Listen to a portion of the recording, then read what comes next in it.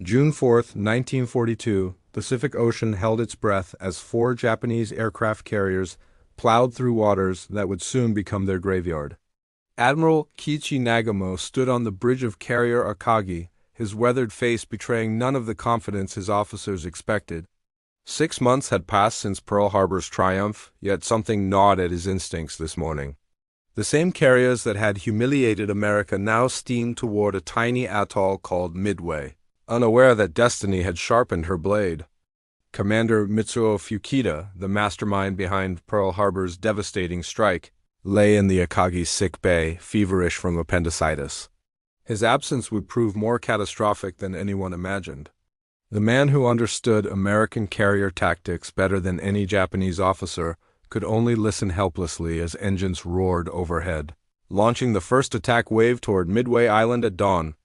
Lieutenant Joichi Tominaga led 108 aircraft toward the atoll's defenses. The Americans had fortified Midway with anti-aircraft batteries and fighter squadrons, turning the peaceful coral ring into a fortress. Tominaga's bombers faced withering fire as they approached, losing several aircraft to the determined Marine defenders below. When he returned to Akagi, his report changed everything. There is need for a second attack wave. Nagamo faced an agonizing decision. His carriers held two types of ordnance torpedoes for ships and bombs for land targets. Intelligence had reported no American carriers nearby, yet doctrine demanded readiness for naval engagement. The admiral ordered his reserve aircraft rearmed with land bombs for Midway's installations, a choice that would haunt Japanese naval aviation forever. Below deck on Akagi, Kaga, Hiryu, and Soryu, mechanics worked frantically. They removed torpedoes from aircraft bellies, stacking them carelessly on hangar decks while hoisting land bombs into place.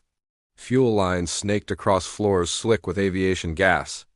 Every carrier became a floating powder keg, though nobody realized how short the fuse had become. At precisely 7:28 that morning, a reconnaissance aircraft from Cruiser Tone radioed words that froze Nagamo's blood. Sight what appears to be 10 enemy surface ships. The pilot had launched 30 minutes late due to catapult problems, a delay measured in heartbeats. That would cost an empire its naval supremacy. Minutes crawled by before the scout confirmed the nightmare. Enemy force accompanied by what appears to be an aircraft carrier. Nagamo's carefully laid plans shattered like porcelain. American carriers lurked exactly where intelligence had sworn none existed. His reserve aircraft sat on hangar decks armed for land attack, useless against ships. Tominaga's returning strike force circled overhead, low on fuel and ammunition, demanding immediate recovery. The admiral faced impossible mathematics: rearm aircraft, recover Midway attackers, or launch immediately against American carriers. Historical records from United States Naval Institute archives confirm Nagamo chose to recover his Midway strike force first, then rearm everything for naval combat. Mechanics reversed their earlier work, removing land bombs and reinstalling torpedoes while Tominaga's aircraft landed. Ordnance littered hangar decks. Fuel trucks pumped aviation gas into waiting aircraft. Every carrier's interior resembled chaos organized by desperation. High above this frantic activity, American dive bombers were already searching. 3 carrier groups, Enterprise, Hornet, and Yorktown, had positioned themselves northeast of Midway based on brilliant intelligence work. Cryptanalysts had broken Japanese naval codes, revealing Nagamo's approach vector and timing. Admiral Chester Nimitz had laid the perfect ambush. Nobody aboard Akagi knew that American torpedo squadrons were already inbound, flying low across wave tops toward their target. The fury Midway would unleash from the clouds was descending, invisible but inexorable, upon Japan's finest carriers. The Japanese combat air patrol circled lazily at 10,000 feet, watching empty horizons. Zero fighters had ruled Pacific skies for 6 months, their pilots confident that American aircraft posed little threat. That confidence would die within the hour, though not before extracting a terrible price from attackers brave enough to challenge the Emperor's finest warriors. At 9:20 that morning, Lieutenant Commander John Waldron led Torpedo Squadron 8 from Carrier Hornet toward the Japanese fleet. 15 Douglas Devastator torpedo bombers flew in tight formation, their crews knowing these obsolete aircraft stood little chance against Zeros and anti-aircraft fire. Waldron had defied his air group commander's search plan, trusting instinct over doctrine to find Nagumo's carriers. His instinct proved flawless. At 9:25, Waldron spotted wakes cutting through blue water 4 carriers steaming in formation, surrounded by battleships and cruisers bristling with guns. He waggled his wings and dove toward the attack, knowing full well that his squadron flew to almost certain death. Zero fighters fell upon Torpedo 8 like hawks on sparrows. Ensign George Gay watched his squadron mates explode in flames, their devastators disintegrating under 20mm cannon fire. Waldron's aircraft erupted first, cartwheeling into the sea trailing smoke and fire. Within minutes, 14 of 15 aircraft lay destroyed. Gay alone survived, floating in his life raft amid burning wreckage, witnessing history from the ocean's surface. Torpedo Squadron 6 from Enterprise arrived minutes later, suffering identical slaughter. Lieutenant Commander Eugene Lindsay led 14 devastators into the maelstrom, and 10 never returned. Then came Torpedo Squadron 3 from Yorktown under Lieutenant Commander Lance Massey. 12 aircraft, reduced to 7 survivors. American torpedo squadrons achieved nothing except drawing Japanese combat air patrol down to wave-top level. 41 torpedo bombers had attacked. 35 died without scoring a single hit. Japanese sailors cheered as flaming aircraft splashed around their formation. Nagumo's carriers executed evasive maneuvers, turning sharply to comb torpedo wakes. Zeros returned to altitude, pilots grinning behind oxygen masks, believing the American threat had been annihilated. None of them looked up. At precisely 10:22, Lieutenant Commander Wade McCluskey led 33 dive bombers from Enterprise toward the Japanese formation. His fuel gauges read dangerously low after extended searching, but persistence had located Nagumo's carriers exactly when Japanese defenses focused downward. McCluskey rolled into his dive from 14,000 feet, selecting Kaga as his target. Simultaneously, Lieutenant Commander Maxwell Leslie brought 17 dive bombers from Yorktown screaming down toward Soryu. For one crystalline moment, 50 American aircraft hung above the Japanese fleet like the sword of divine judgment, then gravity and fury pulled them earthward. Aboard Kaga, Lieutenant Commander Tadashi Kasumi watched his mechanics complete rearming operations. Aircraft sat on the flight deck, fueled and loaded with torpedoes, ready for launch against American carriers. 5 minutes more and his strike force would be airborne. 5 minutes he would never receive. McCluskey's bomb struck Kaga's flight deck amidships, penetrating to the hangar where armed aircraft and stacked ordnance waited. The explosion transformed the carrier's interior into an inferno. Secondary detonations ripped through bulkheads as torpedoes cooked off in chain reactions. Within seconds, Kaga became a floating volcano, belching smoke and flame from her wounded hull. Lieutenant Richard Best dove on Akagi, Nagumo's flagship. His 1,000-pound bomb struck near the midship elevator, blasting through the flight deck into hangars packed with armed aircraft. Fuel lines ruptured, spraying aviation gas across red-hot metal. The resulting fireball consumed everything combustible. Admiral Nagumo stood on his bridge watching his flagship die, unable to comprehend how fortune had reversed so completely. According to Samuel Eliot Morrison's definitive history, The Two-Ocean War, published by Little Brown and Company, these attacks lasted approximately 6 minutes yet decided the Pacific War's outcome. 3 Japanese carriers, Akagi, Kaga, and Soryu, burned uncontrollably, their crews abandoning ship as magazines exploded below decks. Only Hiryu remained operational, her captain launching immediate counterstrikes against Yorktown. Japanese revenge would be swift but insufficient to alter the day's verdict. The fury unleashed from Midway's clouds had spoken, and Japan's carrier fleet lay dying beneath mushrooming pillars of black smoke. Captain Tomio Kaku stood aboard Hiryu's bridge, watching 3 sister carriers burn on the horizon. Akagi, Kaga, and Soryu, the Emperor's finest weapons, had become floating pyres in less time than required to eat breakfast. Rage and grief warred within him, but duty demanded action. Hiryu alone remained capable of striking back, and Kaku intended to make America bleed for this morning's butchery. Lieutenant Michio Kobayashi led 18 dive bombers and 6 Zero fighters toward the American fleet at 10:58. His pilots had trained for 3 years, perfecting techniques that made Japanese naval aviation the world's finest. They would prove their worth today or die trying, and Kobayashi suspected most would accomplish both. The attackers found Yorktown at noon. Her combat air patrol spread thin after the morning's exertions. Wildcat fighters tore into Japanese formations, but Kobayashi's bombers broke through American defenses. 3 bombs struck Yorktown's flight deck, punching through armor to explode in her vitals. Fire erupted from ruptured fuel tanks while damage control parties fought desperately to save their ship. Captain Elliot Buckmaster ordered counterflooding to correct Yorktown's list. His crew performed magnificently, containing fires and restoring partial power within hours.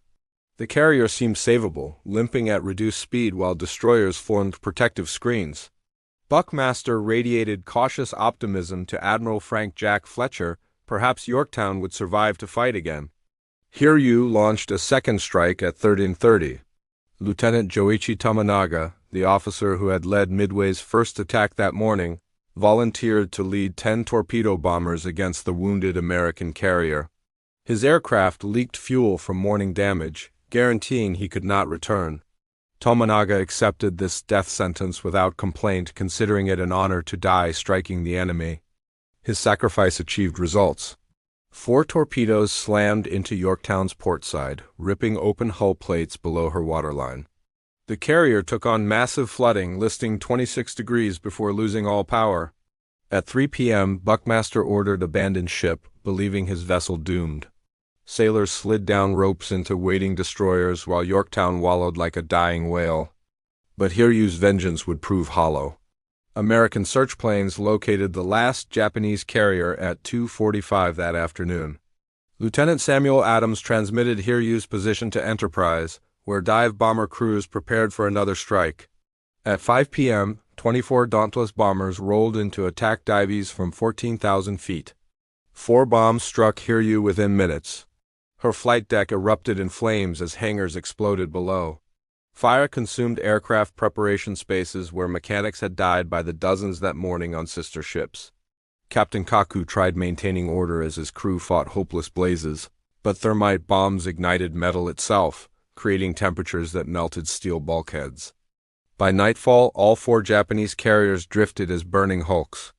Akagi's Admiral Nagumo had transferred his flag to light cruiser Nagara, watching his command burn throughout the afternoon. Emperor Hirohito's carrier striking force, the weapon that had conquered the Pacific from Pearl Harbor to Ceylon, no longer existed as a fighting unit. Rear Admiral Tamon Yamaguchi refused evacuation from Hiryu. The carrier division commander had led his ships into battle expecting victory. He would share their defeat unto death. At 2:30 a.m. on June 5th, Yamaguchi and Captain Kaku stood together on Hiryu's burning bridge, sharing final cups of water before flames consumed them. Destroyers fired torpedoes into the carrier's hull at dawn, ending her agony. Akagi lingered longest.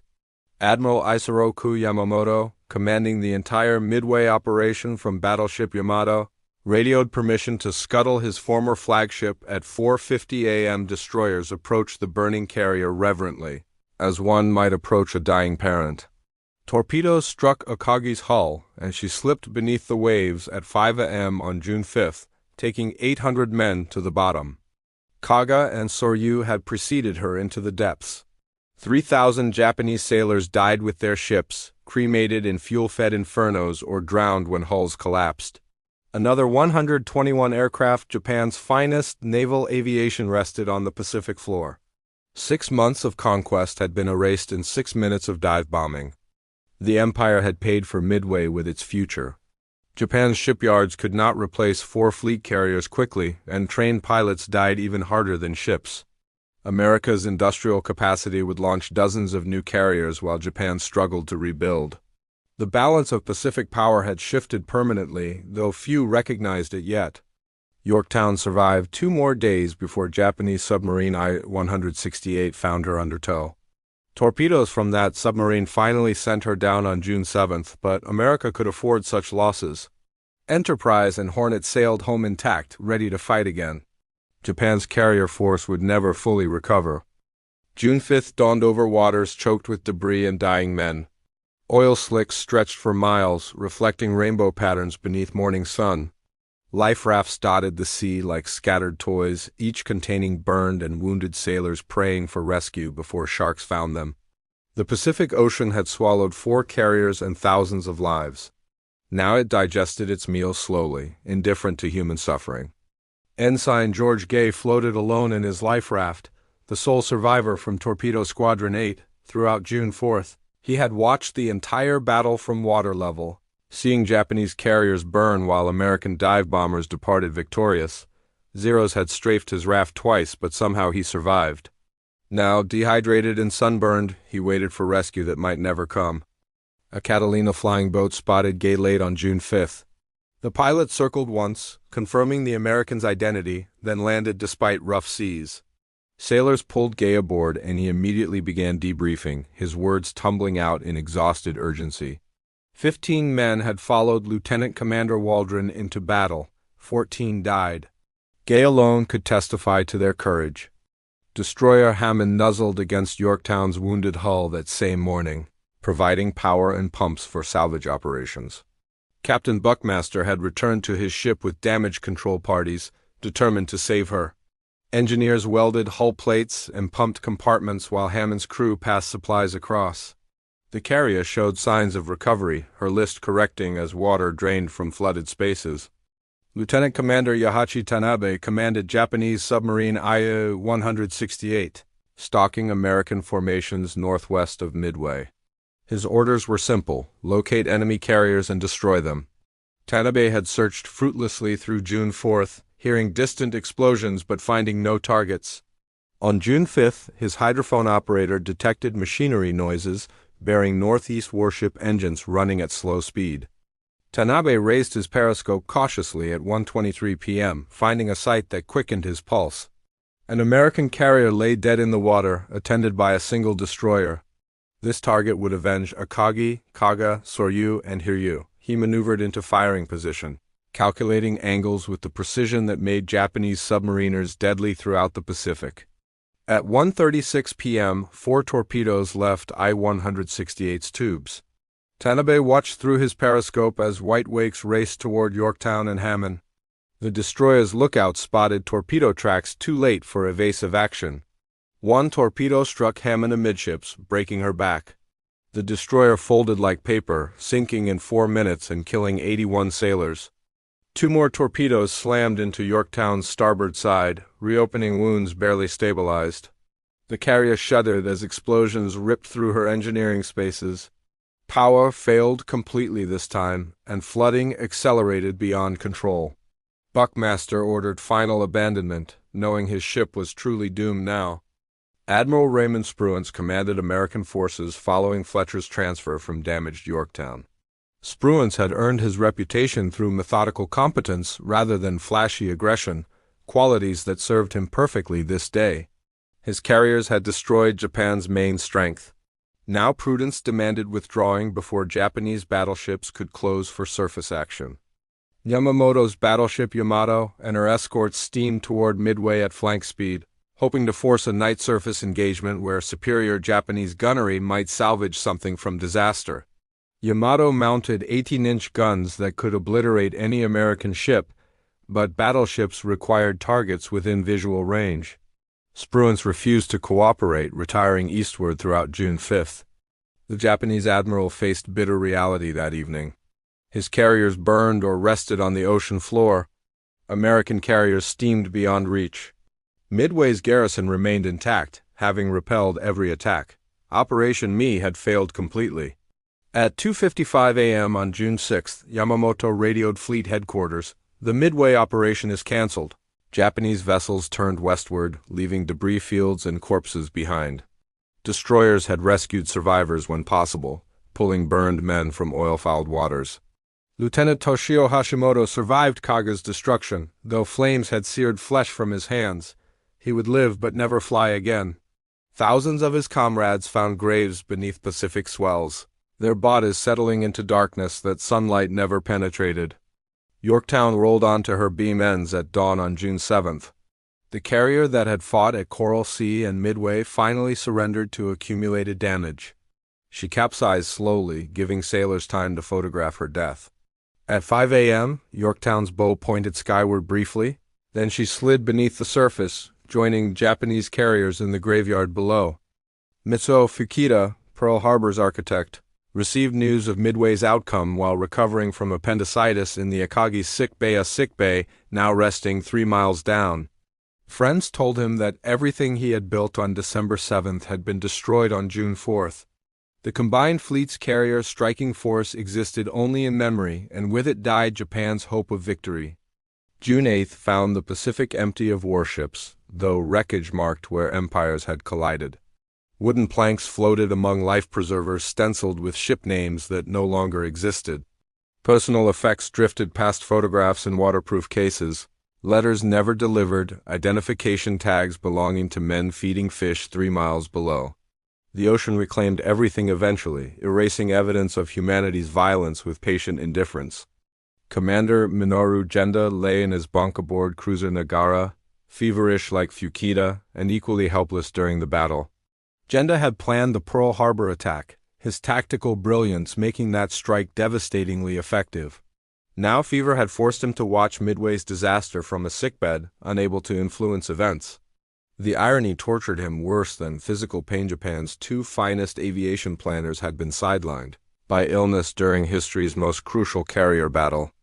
Genda interrogated every officer who visited his quarters. How had American dive bombers achieved complete surprise? Where had Japanese combat air patrol failed? Why had 4 carriers burned simultaneously when doctrine emphasized dispersal for exactly this reason? The answers formed a mosaic of small failures that accumulated into catastrophe-delayed scout launches, inadequate search patterns, ordnance handling procedures that prioritized speed over safety, and fatal underestimation of American intelligence capabilities. Captain Mitsuo Fukita would later write that Midway demonstrated Japan's fundamental weakness, an inability to recover from unexpected setbacks. American forces absorbed torpedo squadron massacres and continued attacking. Japanese forces, despite superior training and equipment, collapsed when their careful planning met chaos. Rigidity had proven fatal when flexibility was required. Tokyo received Yamamoto's reports on June 7th. The Imperial General Headquarters staff gathered in stunned silence as casualty lists arrived. 4 fleet carriers lost. Over 3,000 sailors dead. 121 aircraft destroyed. The Emperor's Navy had suffered its first major defeat since the 19th century, and officials scrambled to suppress information before public morale collapsed. Newspapers received instructions to minimize Midway coverage. Government censors described the battle as a strategic withdrawal rather than catastrophic defeat. Japanese citizens would not learn the truth for years, though rumors spread quickly among military families when their sons and husbands failed to return.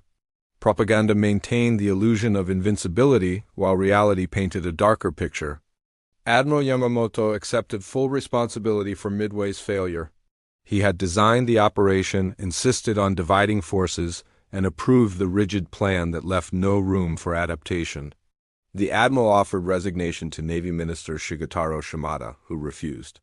Japan could not afford to lose its most experienced fleet commander, regardless of recent setbacks. Yamamoto would continue leading combined fleet, though the defeat aged him visibly. Aboard Enterprise, pilots celebrated in ready rooms while maintenance crews repaired battle damage. Wade McCluskey received the Navy Cross for his decisive dive bombing attack. Richard Best, whose bomb had struck Akagi, developed tuberculosis from inhaling caustic soda fumes during the battle. His diving days were finished. The men who had destroyed Japan's carrier force paid various prices for victory, some immediate and others delayed. Yorktown survivors reached Pearl Harbor on June 11th, bringing first-hand accounts of their carrier's final moments. Admiral Nimitz personally greeted them, praising their courage and sacrifice. The admiral already planned Yorktown's replacement. American shipyards would launch Essex-class carriers by 1943, vessels far superior to anything Japan could construct. Industrial capacity would prove decisive in coming years. Intelligence officers interrogated Gay extensively, extracting every detail about Japanese carrier operations he had observed from his life raft.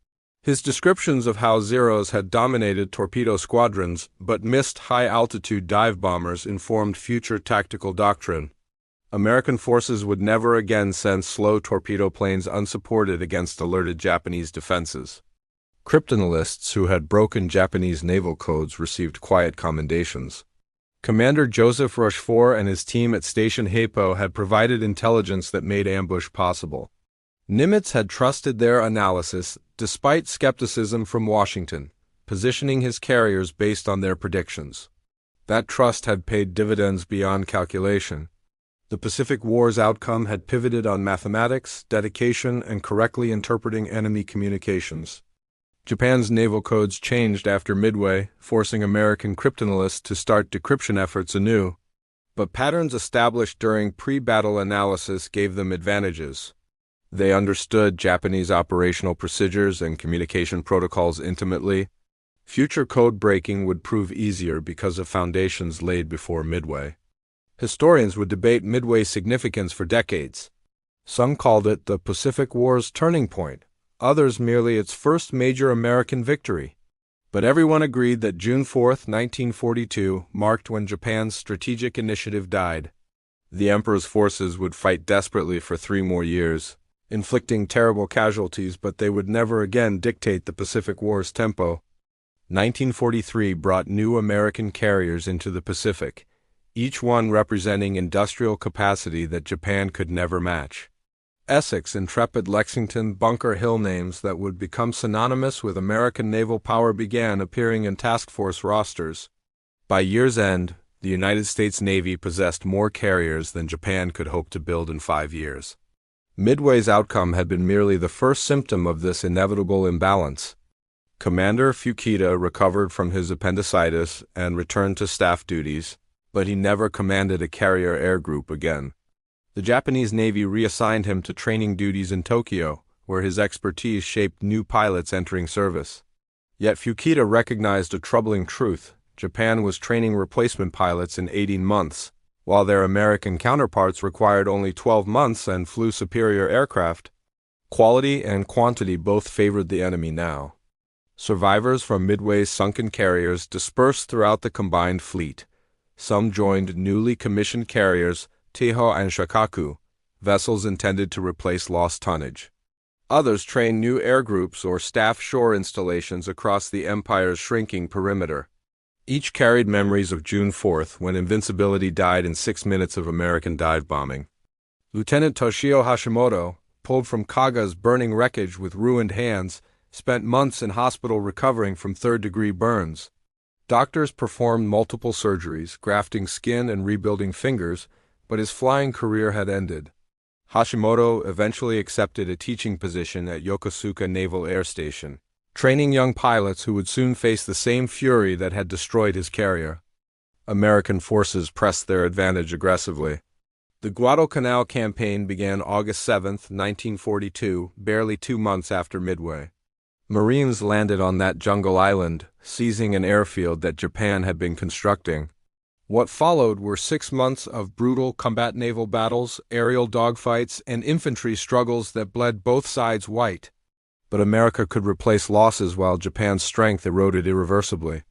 The November naval battles off Guadalcanal demonstrated how far American fighting spirit had come since Pearl Harbor. During the night action on November 13th, battleship South Dakota's electrical systems failed under Japanese fire, leaving her blind and vulnerable. Battleship Washington engaged Japanese battleship Kirishima at close range, destroying her with radar-directed gunfire that the Japanese never saw coming. American technology and determination had overcome initial inexperience. Japan launched Operation Igo in April 1943, throwing hundreds of aircraft against Allied positions around Rabaul and Guadalcanal. Admiral Yamamoto personally flew to Rabaul to supervise these attacks, hoping to demonstrate that combined fleet retained offensive capability. American forces shot down dozens of Japanese aircraft, losses the Emperor's Navy could not sustain. Replacement pilots lacked the 3-year training veterans had received before the war, making them easy prey for experienced American flyers. On April 18, 1943, American intelligence intercepted and decoded messages revealing Yamamoto's inspection flight schedule. Admiral Nimitz authorized an interception mission, and 16 P-38 Lightning fighters ambushed the Admiral's transport over Bougainville. Yamamoto died when American bullets shredded his aircraft, killing Japan's most experienced naval commander. The man who had planned Pearl Harbor and led at Midway now fed jungle insects, another casualty of the war he had known Japan could not win.